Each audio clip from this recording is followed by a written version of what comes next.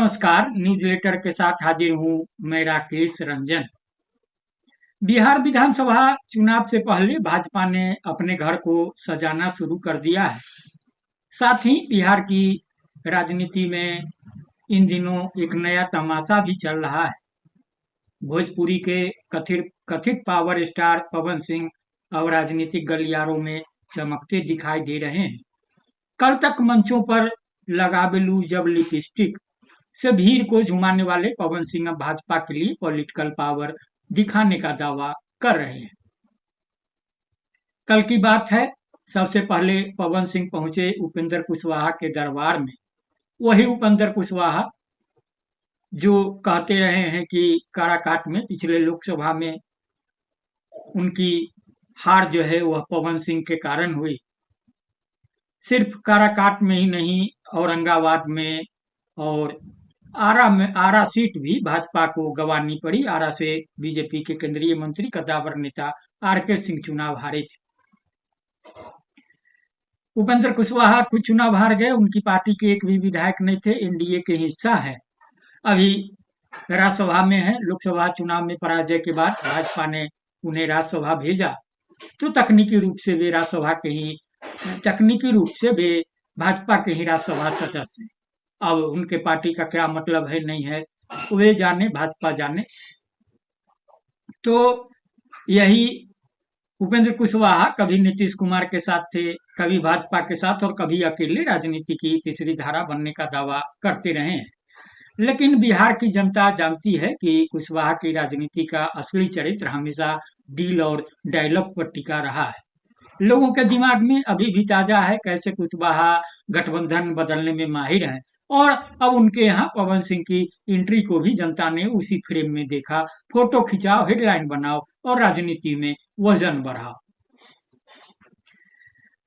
उपेंद्र कुशवाहा से मुलाकात के बाद पवन सिंह की मुलाकात हुई केंद्रीय गृह मंत्री भाजपा के चाणक्य तथा कथित चाणक्य अमित शाह से।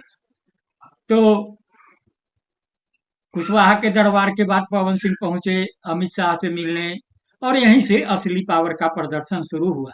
बोले, मैं गया ही कब था बीजेपी छोड़कर, यानी एकदम से पलटी मारते हुए खुद को हमेशा भाजपा का सिपाही साबित करने लगे। ये वही पवन सिंह है जिन्हें पिछले चुनाव में भाजपा ने जो उम्मीदवारों की सूची जारी की थी, तो उसमें पश्चिम बंगाल के आसनसोल सीट से उनका नाम था। काफी विवाद हुआ, तो भाजपा ने नाम वापस ले लिया, तो वे काराकाट से निर्दलीय चुनाव लड़ गए। तब सवाल उठता है कि अगर पवन बीजेपी छोड़कर गए ही नहीं थे, तो फिर कुशवाहा के यहाँ उनका दरबार नुमा स्वागत क्या था, या यह सब राजनीतिक ब्रांडिंग का हिस्सा था ताकि पवन को चुनाव से पहले भाजपा के स्टार प्रचारक के रूप में पेश किया जा सके। तो भाजपा की रणनीति साफ है। जातीय राजनीति के साथ साथ भोजपुरी सिनेमा की पावर स्टार को भी वोट में बदला जाए। पवन सिंह की लोकप्रियता बिहार यूपी की सीमाओं पर है, खासकर नौजवानों और प्रवासी समाज में। लेकिन यहाँ भी बड़ा सवाल यह है कि क्या सिनेमा का पावर वोट में ट्रांसलेट होता है, या फिर यह सोशल मीडिया और भीड़ जुटाने तक ही सीमित रहेगा। इतिहास गवाह है, भोजपुरी स्टार्स राजनीति में अक्सर आए, लेकिन टिके कितने। मनोज तिवारी दिल्ली पहुंच गए, रवि किशन गोरखपुर में जमे, लेकिन बाकी सबके पावर का चार्ज ज्यादा दिनों तक नहीं चला। तो असल में बिहार की जनता के लिए पवन सिंह का यह राजनीतिक सफर सिर्फ मनोरंजन से ज्यादा कुछ नहीं। लोग पूछ रहे हैं, बेरोजगारी, पलायन, शिक्षा, स्वास्थ्य जैसे सवाल कहाँ गए? क्या सचमुच भोजपुरी गानों और फिल्मी डायलॉग से बिहार की राजनीति का भविष्य लिखा जाएगा? तो बिहार की राजनीति का असली चरित्र रही है आज यहाँ कल वहाँ। पवन सिंह की यह सियासी यात्रा बताती है कि यहाँ स्टारडम और सियासत दोनों का खेल पब्लिसिटी और पोजिशनिंग पर चलता है। जनता के लिए असल चुनौती यही है कि वह तय करे क्या ऐसे बयान और मुलाकातों को गंभीरता से लेना है, या इन्हें भी राजनीतिक नौटंकी मानकर नजरअंदाज कर देना है। तो आगे बढ़ते हुए एक बार फिर आते हैं शुरुआती बात पर, जो मैंने कहा था कि बिहार विधानसभा चुनाव से पहले भाजपा ने अपने घर को सजाना शुरू कर दिया है। लेकिन इस साज सज्जा में एक बड़ा झूमर गायब है। नाम है आरके सिंह। अब यह झूमर खुद कह रहा है, मैं दीवार से उतरा नहीं हूं, मुझे तो किनारे रख दिया गया है। भाजपा ने बिहार में मैनिफेस्टो कमेटी और चुनाव अभियान समिति बना दी। 45 बड़े नेता, 13 घोषणा पत्र लेखक, सबको जगह मिल गई, लेकिन पूर्व केंद्रीय मंत्री आरके सिंह कहाँ है? उनके नाम पर तो पार्टी ने डिलीट का बटन दबा दिया। कारणों की पड़ताल करेंगे तो जनाब बार बार कहते पकड़े गए कि पार्टी में उनकी उपेक्षा हो रही है, भीतरघात हो रहा है, यहाँ तक कि आरा में जनता से पूछ बैठे क्या हम नई पार्टी बनाए। अरे साहब, जनता तो मुफ्त में मशविरा दे देगी, लेकिन दिल्ली वाले मुफ्त की सलाह पचा नहीं पाते हैं। अब हाल ये है कि पार्टी कह रही है, रहिए भाई साहब, पार्टी मत छोड़िए, बस हम आपको गिनती में शामिल नहीं करेंगे। यानी स्थिति वैसी हो गई है, घर में रहो लेकिन किसी काम के नहीं। कहा जा रहा है कि भी प्रशांत किशोर की जनसुराज पार्टी में जा सकते थे, लेकिन पीके ने भ्रष्टाचार के आरोप लगाए और आरके सिंह ने सबूत मांग डाले। लेकिन भाजपा के लिए यह अपराध है। नेता भ्रष्ट है, यह जनता कहे तो देशभक्ति, भाजपा का ही नेता कहे तो बगावत। 18 सितंबर गुजरे 18 सितंबर को अमित शाह रोहतास आए थे।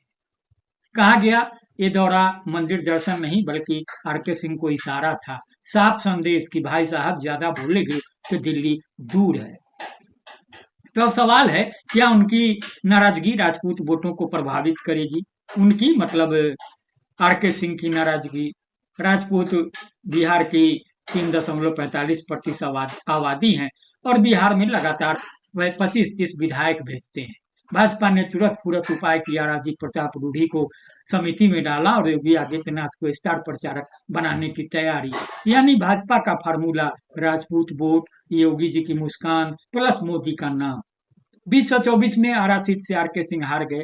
पहली बार हारने पर उन्होंने ठिकरा पार्टी पर फोड़ा, कहा भीतर घात हुआ, लेकिन जनता कह रही है भाई साहब 5 साल में जनता से कटे रहे, अब हार गए तो दोष दूसरों का। तो कहानी साफ है, आरके सिंह पार्टी में है लेकिन पार्टी उनके भीतर नहीं है। अब भाजपा राजपूत कार्ड से चुनाव जीतेगी या बगावत का बारूद फटेगा, देखना दिलचस्प होगा। आरके सिंह की भरपाई पवन सिंह के सहारे करने की भी एक कोशिश है। इसको लेकर भी अलग अलग राय है, अलग अलग बातें हैं। तो आपकी राय क्या है, कमेंट में बताइए और चैनल को सब्सक्राइब करना मत भूलिए। नमस्कार।